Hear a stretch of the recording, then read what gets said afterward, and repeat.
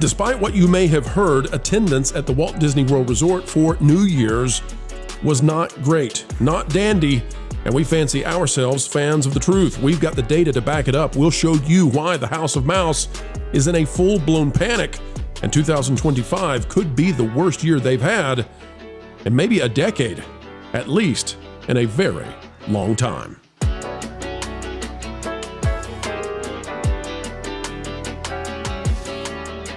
Hello, folks, and welcome back to the channel that continues to change hearts and minds simply by telling the truth. We, of course, are riding in the based pace car of change, bringing common sense to the culture, and it is badly needed.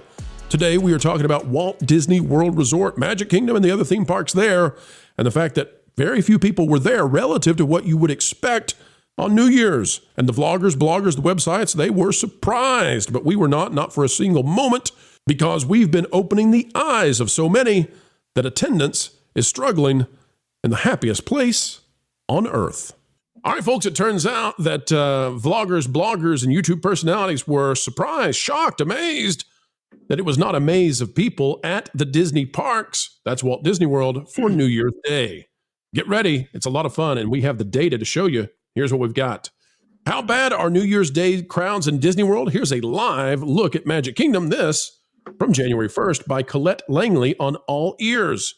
It says, Happy 2025. We hope you had a wonderful New Year's Eve and are excited for what 25 brings. We are ringing in the new year with the only way we know how, by making a trip to Disney World. Let's scroll down until we get what we got to get. They're celebrating. How crowded are the parks today? Here's the details. As they headed into Magic Kingdom this morning, they noticed Main Street USA was, well, pretty packed, and they've got a picture of pretty packed. It's pretty packed. The wait times were pretty high, around 9 a.m., and a few rides were closed throughout the resort. It goes ahead and shows you that some of these were, well, less than 2 hours, but, Avatar got over 2 hours. Later, Pirates temporarily closed too. By noon, the wait times were pretty scattered. Some rides, like Tron Light Cycle Run, posted a 1.5 hour minute wait. Other lines, like the ones at Magic Carpets of Aladdin and the Many Adventures of Winnie the Pooh, were closer to 35 minutes long. The queue for Big Thunder Mountain Railroad extended past the normal entrance. That's how you know it's a busy day in Magic Kingdom. Next stop, Tomorrowland. Even though the wait times were pretty high around noon, the park wasn't totally filled with wall-to-wall crowds everywhere you went. Oh, really not? In fact, we found some parts of the park had plenty of breathing room. Look at all that open sidewalk. Score! Ultimately, we'll say this. Is the park more crowded than usual? Yes. Is it unbearable? No. If you go in expecting higher wait times, you shouldn't be surprised by what you see in the Magic Kingdom. On a major holiday like New Year's Day, it makes sense that a lot of people flock to the park to start their 2025 with a bang. But if you don't plan ahead, the crowds might surprise you. And basically what this says is that it was crowded, but not super crowded, especially as the day went on. Well, folks, we have the data to show you what's going on. We have thrill data. Now, we need to get one thing out of the way over here on thrill data. January looks really crowded because the only day they have is New Year's Day. So we don't expect that every day will look like New Year's. But take a look. We now have the final tally for the average wait times for 2024. This is it. It's over. 2024 is in the books. And what do we see? Well, take a look. It turns out that removing the two pandemic years, that's 2020 and 2021, those are the 2 years where the wait times, they don't make any sense because you had to keep 6 feet apart and you had to have plexiglass and the way that you got on the rides was totally different. Throw those out. They don't help us understand what actual wait times were. When you remove the two pandemic years, we have not seen the parks have this low wait times since 2016. Now, let us also say that these wait times for 2024, we think they correlate to crowd levels. And if that's true, we have not seen Walt Disney World have a worse year since 2016. That is a very long time. Can I ask a question on that? You may. And I, compared to 2016, are you thinking that there are probably less rides open now than there were in 2016? I think it's about the same number because the new rides seem to replace the old rides. That said, Disney also, in 2016, 15, and 14, they did not have incentive best I can tell, to inflate their wait times. Now, I'm not suggesting that they do, but I'm also not suggesting they don't today.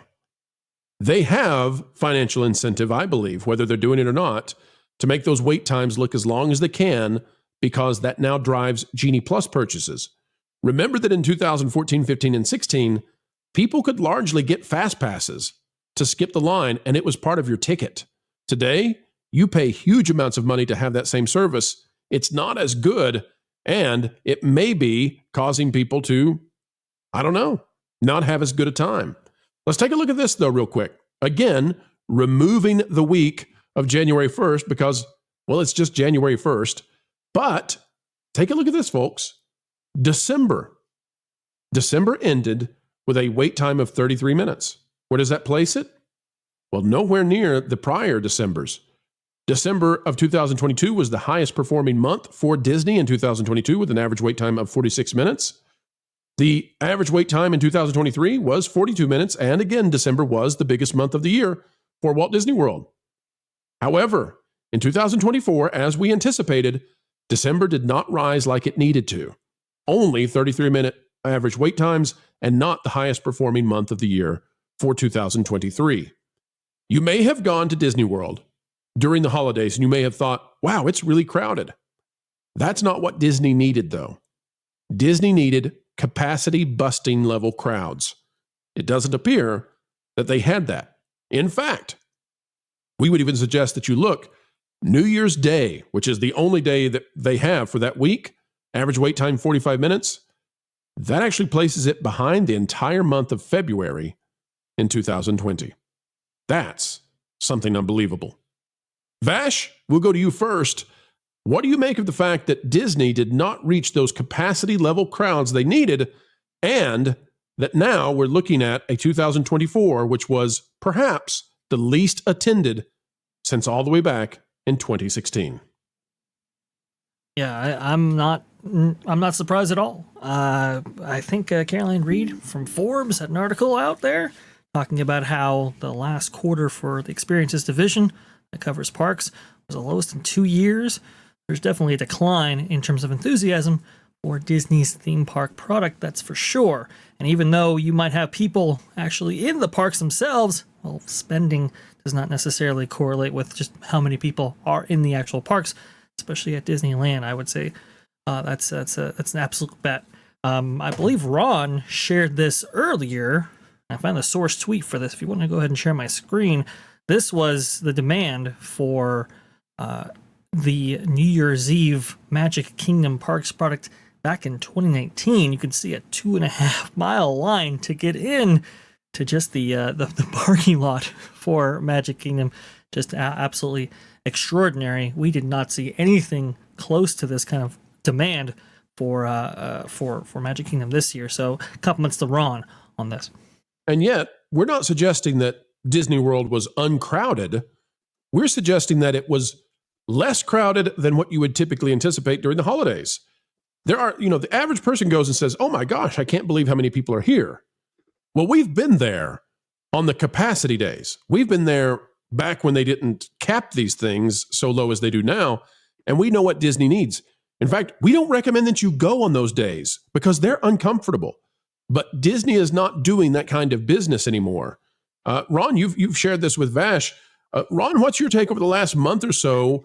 Disney didn't get the bounce they needed. Did you feel it in the parks when you were there? Look, I live, I want to say it takes me, the fastest I ever get there is about 11 minutes from my house to that place that you just saw. I haven't seen anything close to that this year. Normally it takes me about 15 minutes to get to that very place, that entrance to Disney World. There are several large entrances to the Disney World property. Driving in any day lately to the Disney World property, traffic was normal. There was no backup. There was nothing like that. You see that in 2019 and you go, oh my gosh, that's crazy. But that's what Disney needs this time of year to make the money they need to make, right? So that to have the business as profitable as they need to. This is their biggest segment of business for the whole Walt Disney Company. and you just didn't see that this year. Yeah, is it busy when you go into the park as a guest and you feel the crowds, and maybe Spaceship Earth is a 30-minute wait or a 40-minute wait? You're going, oh my gosh, that's a long time. Because I honestly, most of the year this year, you went in and Spaceship Earth is kind of a walk-on, or maybe 10 to 15-minute wait for Spaceship Earth. That's the first thing you see in Epcot, for those people that may not know. The longer waits for things like Peter Pan. I don't know why Peter Pan always has a long wait time, but I've never understood it. There were so many times that I would go and Peter Pan was a 40-minute wait, and that's like the longest thing in the park this year. Tron, after they opened the Tron up, it was no longer on a virtual queue. There were times that Tron was a 15-minute wait. The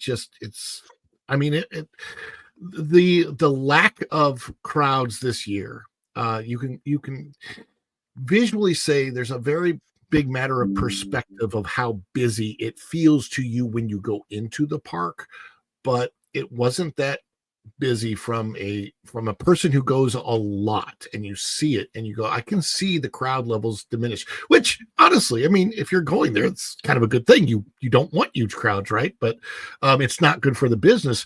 And when Disney has said that next year, when Epic opens up, they believe Disney expects a jump in their business from Epic. I don't know that I could agree with that, because I don't think that that's going to happen. But Ron, why are they giving out hotel discounts like 30% off for hotels in 2025, or 40% off for annual pass holders for hotels in 2025, or giving away free dining discounts, free dining all summer? But why would you do that? Why would you ever do that if you were concerned? Because here's my curiosity. I want to go to Marvin on this one. Marvin, and by the way, we want to thank WDW DVC at Rita's Adventures for this video. But Marvin, this is what they're getting rid of next year, we believe. Yeah. And they think that by getting rid of this, that they're going to be able to compete with Epic Universe. I think they have no idea how bad attendance could get. What's your thought on it? You don't think those fireworks will look good with a bunch of cartoon cars yelling "ka-chow" speeding around underneath them? You would be lucky to hear ka-chow. This is going to be off-brand racers. This is not going to be your normal Cars characters. This is going to be off-brand, off-track racers in a mud pit. Kachuga. Absolutely. Right. New does not always equal better, especially when it comes at the cost of something classic like this. There is something to be said about tradition. Disney likes to pride itself on the fact that, we make memories. We make memories that'll last a lifetime. Come make memories with your families. Well, you're taking those memories and you're bulldozing them. For the sake, because you're scared, because you lost all of your good people who went across town and have now built something that is going to eat your lunch. So, yeah, I think we're just seeing the start of Disney's less, populated holiday times. And this is not a new thing for 2024. In 2024 itself, I mean, we saw, one of the first pieces I wrote for that park place was just historic low attendance for 4th of July. And we see it periodically throughout this year. Attendance is going down. It's not just the fact that people disagree with Disney's creative decisions. It's also the fact that Disney is unfairly pricing people out. It is raising the price while taking away from the experience. It is lessening the value while making it more expensive. And you know what? There was a time when people were willing to be like, you know what? I'll put aside money. I'll save for a couple years. We'll make this work to have an unforgettable vacation experience, and there's no value in it anymore.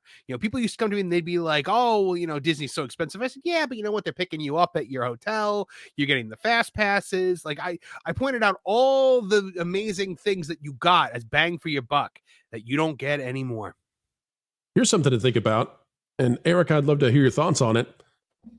Right now, we only have January 1st for 2025 in. I know January 1st is crowded. I know it feels crowded, but it's lower for wait time than all of 2022. These are full year charts. We only have one day in the 2025 category. New Year's Day is still less crowded on average than all of 2022. And that makes me wonder how far this can fall. Erica, do you expect 2025 to drop into decades-old territory in terms of poor attendance? I think it's very possible, especially with Epic Universe around the corner opening. I there's so many variables coming up around the corner. We've been speculating forever now, what the reality is going to look like when Epic Universe opens. And I do think it's going to dip significantly for Disney. They're desperate. If they knew it wasn't going to dip, they wouldn't be putting out all these specials, the dining and the 40%. They want people to come to their resort and have Universal be the add-on. And they're trying so hard to force that last minute. And it's like, you're too little too late. Full-blown panic. That's what I think is happening at Disney as they realize that this very bad 2024 could turn into a very sad 2025, a drive down, down, down. Pulling Hollyweird to the sensible center, the mainstream middle where money is made is not easy, but folks, you make it easy to make videos each and every day because sharing time with you is a great honor, and we never take it lightly. An attitude of gratitude every single time we have the chance to shine with you. Until the next time, we only ask that you click that like button, share, subscribe, click it, stick it to the algorithms. It is the notification bell. Drop a comment down below. Let us know your thoughts. And folks, don't worry about paying any kind of tuition for this free class and how entertainment works. You are on scholarship. Highest IQ on the internet. That's you for sure. Until the next time we have the opportunity to spend time together, folks, we just ask that you keep learning, keep growing, and as ever, keep having fun.